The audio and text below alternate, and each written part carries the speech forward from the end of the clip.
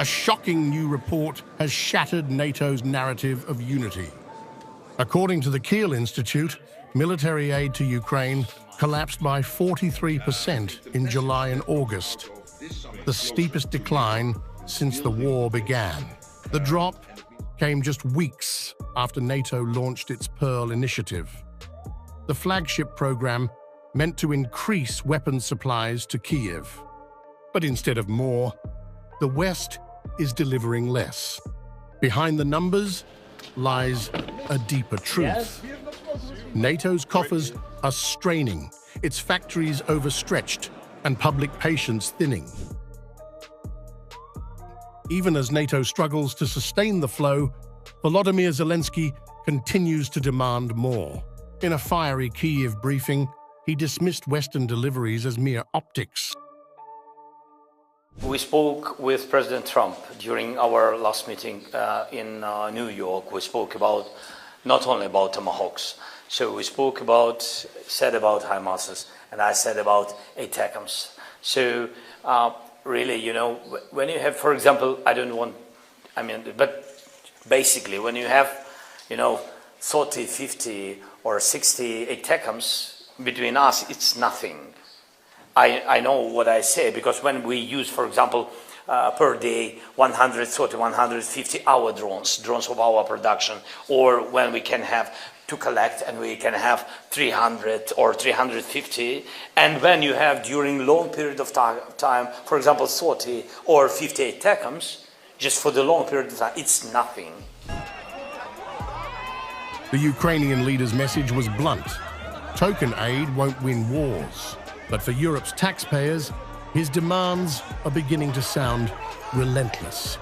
A war without end and a bill without limit. 3 days later, NATO Secretary General Mark Rutte struck a very different tone. Addressing parliamentarians in Ljubljana, he celebrated NATO's historic progress, boasting that $2 billion of lethal and non-lethal equipment had already reached Ukraine.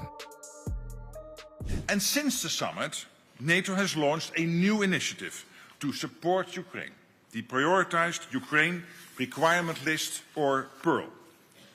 And this is supplying essential, lethal and non-lethal military equipment that only the US can provide to Ukraine, paid for by allies. $2 billion of equipment so far has moved in this way. It is not only keeping Ukraine in the fight, it is saving lives. And this is just in the first 2 months of PERL. More will follow soon, and we must keep up the tempo. But within 24 hours, the Kiel report exposed that very claim. There was no tempo to keep. Rutte's optimism now sounds detached from the battlefield, where Kyiv's pleas grow louder and NATO's deliveries grow smaller. The figures tell a grim story. Germany, the Netherlands, Sweden, Norway, all pledged hundreds of millions under PURL. Yet output hasn't matched the promises. Factories are clogged, budgets overstretched, and governments face voters weary of war. Analysts say the alliance's new 5% GDP defense goal is politically toxic when ordinary Europeans are battling inflation. The message from Brussels to Kyiv is increasingly cautious. The money is not infinite. Zelenskyy, however, shows no signs of slowing down. He publicly called on the UK's Keir Starmer to join PERL, saying it would be a good signal. And he pressed for more air defense systems, more long-range weapons, more of everything. At one point, he even turned to Washington and to Donald Trump as the only leader capable of forcing Vladimir Putin to stop. You know, I'm trying my best. I'm very open with President Trump, and I think you saw it. Yes, I'm not finding some specific diplomatic way how to speak, and I really count on his pressure, because he has this power. He has this power, pressure on Putin. pressure on Putin not to attack us by missiles, not to attack us by drones. And you see, I think that that President Trump has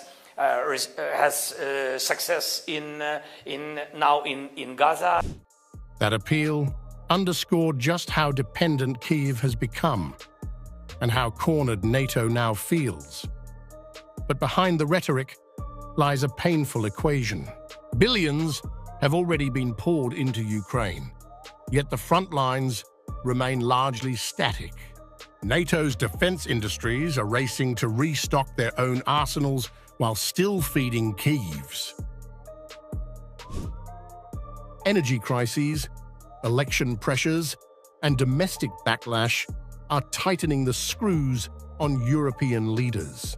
Even inside NATO circles, officials admit privately that sustaining Ukraine at this pace could bleed allied budgets for years. The cracks are showing. Zelenskyy calls for urgency, Rutte calls for patience, the data shows decline. The question haunting Western capitals is no longer whether to help, but how long they can keep paying the price. Is NATO under pressure or already overdrawn? With aid falling and demands rising, Ukraine's fight may now be NATO's financial war.